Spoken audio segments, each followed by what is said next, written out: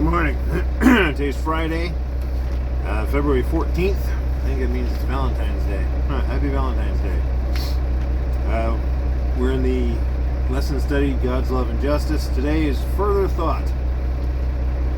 Read in the book Patriarchs and Prophets, Why Was Sin Permitted? Pages 33 to 43. If you don't have Patriarchs and Prophets, well, you can contact the local Seventh-dayAdventist church, and they can help you with that. Even when he was cast out of heaven, infinite wisdom did not destroy Satan. Since only the service of love can be acceptable to God, the allegiances of his creatures must rest upon a conviction of his justice and benevolence. The inhabitants of heaven and of the worlds, being unprepared to comprehend the nature of or consequences of sin, could not have seen the justice of God in the destruction of Satan. Had he been immediately blotted out of existence, some would have served God from fear rather than from love. The influence of the deceiver would not have been fully destroyed, nor would the spirit of rebellion have been utterly eradicated. For the good of the entire universe, through ceaseless ages, he must more fully develop his principles, that his charges against the divine government might be seen in their true light by all created beings, and that the justice and mercy of God and the immutability of his law might be forever placed beyond all question. Satan's rebellion was to be a lesson to the universe through all coming ages, a perpetual testimony to the nature of sin and its terrible results. The working out of Satan's rule, its effects upon both men and angels, would show what must be the fruit of setting aside the divine authority. It would testify that with the existence of God's government is bound up the well-being of all creatures he has made.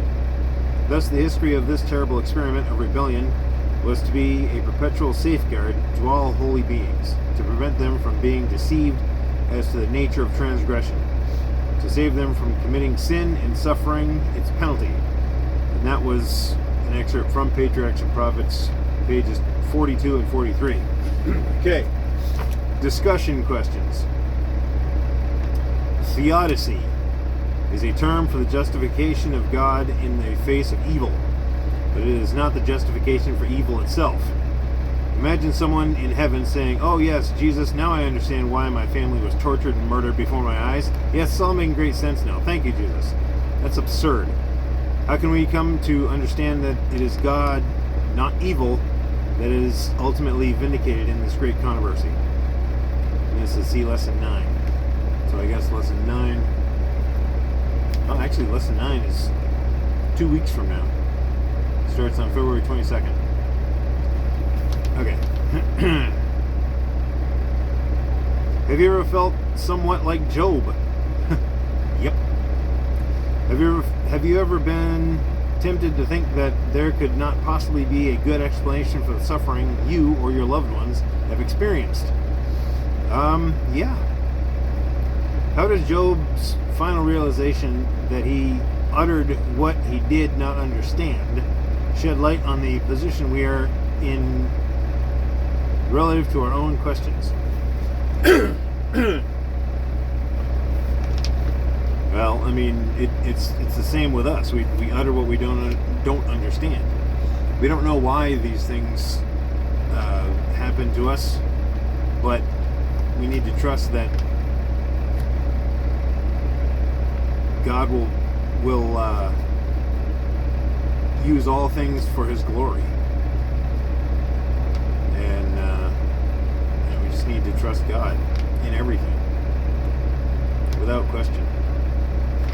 Well, anyway, all right. Well, thank you for listening. Have a good weekend. See you on Sunday.